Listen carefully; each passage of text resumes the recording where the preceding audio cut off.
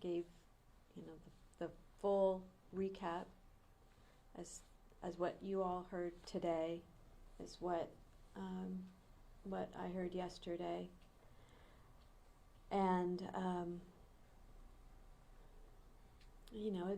it's hard to hear because it's your child, it's my child, so I'm thinking, my child, like left arm, and so I'm starting to, I think that through, like, what was it for him and things like that. So it's a lot to process, and mostly that's what I was thinking of was, what was Andrew feeling, and then thinking about the fact that even though he's shot, he knows he's shot, he identifies that to all of the law enforcement that are there, that he's been hit. He still goes back for the Northern Regional officer to grab his hand. And that's what I think about. I know when you and I talked previously, you said it was a blessing that you didn't have any hate towards the shooter, right, who created this tragic situation. Does the events finding out that Andrew died as all of this was going on in a different way than you first learned, does that change anything? It doesn't change anything. Every officer there was doing exactly what they were trained to do to the best of their abilities in a very difficult, I can't even imagine, that's not even a big enough word for what it must have been, situation. Every single one of them did what they were supposed to do, what they'd been trained to do. I don't have any feelings one way or the other than deep appreciation for the work that they do every day, for every day that they get dressed and they go out to save and to protect everybody, and to walk into situations like this where you have shooters and hostages.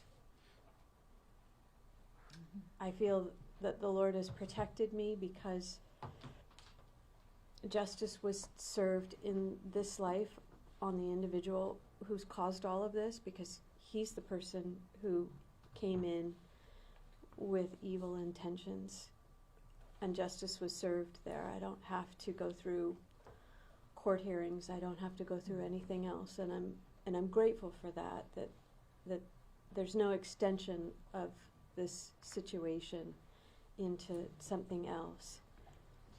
And I don't have any feelings other than deep appreciation for every officer that was there that day. I see you're wearing Andrew's medal. Yeah. His St. Michael medal still. Yeah. The DA said that you are one of the strongest women he had ever met, and I think all of us who have spoken to you, you've been so open about your son and how much you love him, and how heartbroken you are daily, missing him. How are you getting through this day to day? It's been 2 months, which I'm sure seems like an eternity, and also seems like it probably happened yesterday. Yeah, it's a difficult process. I can't believe it, and every day it becomes much more real that Andrew is no longer here on this earth, and I have to live with that and, walk forward without him. And that's really hard, because I loved him deeply with everything that I had. So it's hard. It just is. Mrs. Duarte, James Corrigan from Fox 43. We heard District Attorney Barker conclude his remarks today by saying that Andrew fought the good fight, ran the race, and kept the faith. What pride do you take out of the life that he lived and out of the actions that he took to save the hostages that day? Yeah, he was there. He was in it. I know Drew. It would have been exciting because you train for these things, and policing probably is a lot of mundane things, day in and day out. I don't know, I'm not a police officer, so forgive me if I'm insulting anybody, but there's probably a lot of not very interesting kinds of calls that you go on or things like that that are maybe not police matters. I know Andrew would say sometimes that he would be called to homes and it really wasn't a police matter, and he would tell the individuals that in the most professional way. But this was a police matter, and this is what they train for. This is what you get into policing to do. And so I know it would have been something that there would be a level of, excitement's not the right word, but adrenaline and forward motion, that you were in a really critical situation and you were hopefully, resolve it the way that you want it to be resolved, meaning the threat was eliminated and everyone went home. And so I know Drew was, I wish I could ask him how he felt in that moment, but I can't. But I know that was what he would want to do. That's what policing he would want to do. So was he not in touch with you guys that morning at all? Like, hey mom, how's it going? I sent him a Snapchat that morning, and it was something benign. Wasn't, I don't know, I don't remember what I was telling him, and he responded, yep, yep. Sarah Metz with WGAL. What happened to your family is someone's worst nightmare. When he told you he wanted to be a police officer, Yeah. I know your mind probably didn't want to go there, but did it ever? And now that it's happened, what do you have to say to other parents in that position? Well, after he became a police officer, I will be absolutely honest. I prayed that the Lord would not have me walk this walk that I'm walking today. That was my prayer. But, the Lord is sovereign, and he makes the decisions that he makes, and it's not for me to ask him why. But this is the road that I am now walking. And it wouldn't be my choice, certainly, and it wasn't my prayer, certainly, but here we are. And so, for other parents of police officers, I would say that to every parent, love your child with everything that you have, every minute of the day. I always told Andrew that I loved him every time we parted, whether it was coming over for dinner or dropping things off or stopping, or I always said, I love you, and he said, I love you too. And I have a million text messages and Snapchats that say that. So say that to your child. I don't care what they do in life. I don't care if they, whatever they are. And, Andrew was called to this. There wasn't going to be something that I was going to say different to him. I'm Megan Heaton. I'm from Penn Live. What is one of your favorite memories of Drew? One of my favorite memories. Let's see. Well, recent memories, and I've told a lot of you this, he was very good at cards and very good at games, and he would beat me every time. And it drove me crazy. And something that y'all might not know, because I don't know why I didn't bring it out, but he was a pilot. He had gotten his pilot's license when he was in Denver. And I'm sad I never got to fly with him. I always wanted to. I'm sorry, tell me again, what was your question? My favorite memory. That was my question, Favorite memory. Yeah. He just, I loved being with him. I just loved being with him.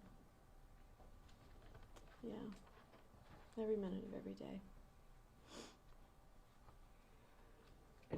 I'm Amy with New York Dispatch. We met on Saturday.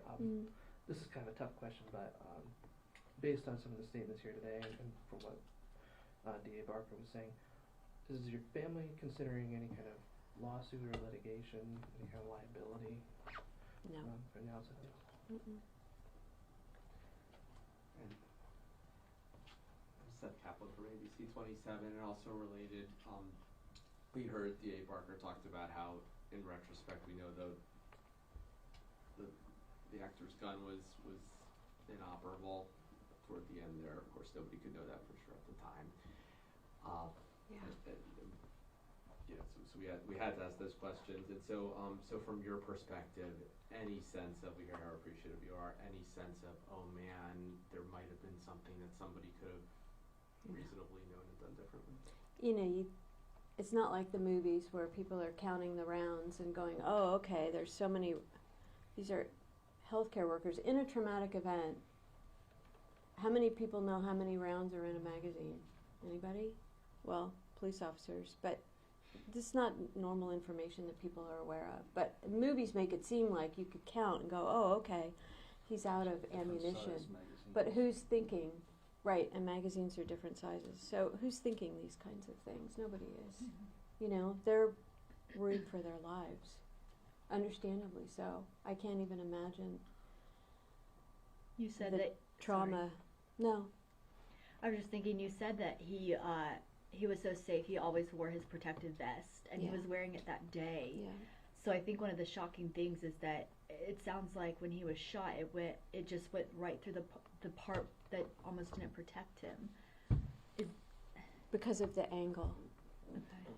So the way that the vests are, when you put them on, there's places where there isn't There's that bulletproofing. mesh. So there's the mesh and things like that. And I don't know a lot about vests. I only put on his vest once. Not the one he was wearing, certainly, but he has many. I have 3 or 4 at home. So I had put one on, very heavy, and just to try it on and see. And so there's areas, and it was just the angle, and you know, all I could say is that the Lord called him home, because you can't come to any other conclusion than that. Does having the investigation concluded, having it wrapped up, does that give you any kind of peace or any kind of closure, or is that something that you're just going to continue to seek elsewhere? Well, I think it gives an opportunity to now walk forward in other ways. There's a lot of events that are planned in May and in June to honor Andrew and things like that, both here in the York area and also in Colorado. Mm-hmm. And so we have the opportunity to be part of memorials for Andrew and to just respect the life that he gave. So people are in Denver, not just the police department, are people residents in Denver also kind of like how we are here today? Pretty shocked. So Mad Colorado they've created an award in Andrew's honor, and they're going to be giving it for the first time at their May awards. It's called the Person of Impact Award, at least that's my understanding, because they feel that Andrew, even though he served in Denver for a short amount of time and he was in the DUI unit for a short amount of time, he had tremendous impact when he was there. I don't know the criteria for determining who's going to be the recipient, but we're going out to Colorado to be at that awards ceremony. Mad. Mothers Against Drunk Drivers. I'm sorry, I saw Yeah. that. Thought you were referencing the city. Mad Colorado. So having it wrap up, to answer your question, Candace, having it wrap up now gives us the opportunity to really embrace the memorials that are coming up and the things that are being done to honor him, as opposed to having an overlay of things. Mm-hmm. I'm grateful that the investigation is concluded, for our sakes as well as for everyone who was involved. Following Hmm? and following it all Mm-hmm. Yeah. Is there anything that the community or public can do to help you heal, to support you as you attend these memorials and as you continue to carry on your son's legacy? Well, I always appreciate prayer, and everybody's been incredibly kind and generous and caring and loving, and I've appreciated every card, every letter, every note. You have a lot of thank yous. Yeah. Yet Yeah. to There's a lot. There's a lot of thank you notes to write, but I hope I'm going to read something to y'all because you're here, and hopefully Andrew won't be unhappy with me for doing this. he wrote it. So in going through his things at his home, I found something in his filing cabinet, and I'm going to read it to you because these are his words. This is his writing.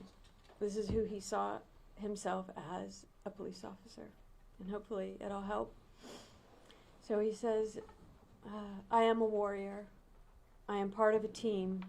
Oh, there's exclamation points. I am part of a team, exclamation point. I will never quit, exclamation point. I will only accept victory. I will display professionalism at all times. I will conduct myself in a highly ethical manner.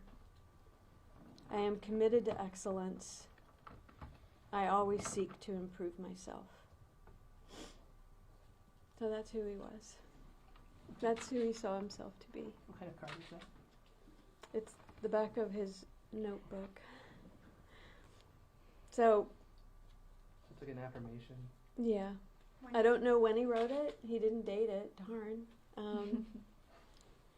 So I don't know at what point in his career he wrote this down, but I felt it was important, and hopefully he won't be upset with me sharing, but he can't. He doesn't have a say anymore, so I could share it. When you found that, what happened? Yeah, did I cry? Like a million tears? Yeah. Do I cry when I read it? Yeah. Do I have a shirt at home that I got out of his dresser that I smell every day? Yes, I do. Multiple times a day. So that I can still smell him. Because I always kissed him goodbye and hello. Besides telling him that I loved him. But that's who Drew was as a police officer. And I have to say that's who Drew was as a person. Generally, where was he living? Like township-wise or? He lived in York. York City. Well, York Township. he would know. Yeah, I don't know the places. No, I get you. I'm still learning. I'll Yeah. too. Anything else? Thank you. No? Thank you all for caring, wanting to report on him, for caring enough to want to hear what we have to say. I appreciate that. Well, thank you for sharing on behalf of all of us, because we love to let people know more about these people versus how they die, and you allowed us to do that about Andrew. So Yeah, because that really is more important than that Yeah. February 2nd, 11-something moment. And something we hold on to is in the Bible where it says God has numbered your days. He knows the number of your days before The first you one even is lived. start. Yeah. And so he has something for you in mind. And when you're done, he's going to bring you home to those who love him. Yeah. Strong people still get sad. Strong I know, they people tell me still cry. I'm strong, and I thought, gosh, you don't see me driving. No, she crying. is. She is. Oh my goodness, I don't feel strong at all. But It's not true. And I love her. All right. Well, I appreciate your time and doing this collectively. Yeah. Definitely. Can I get a photo of his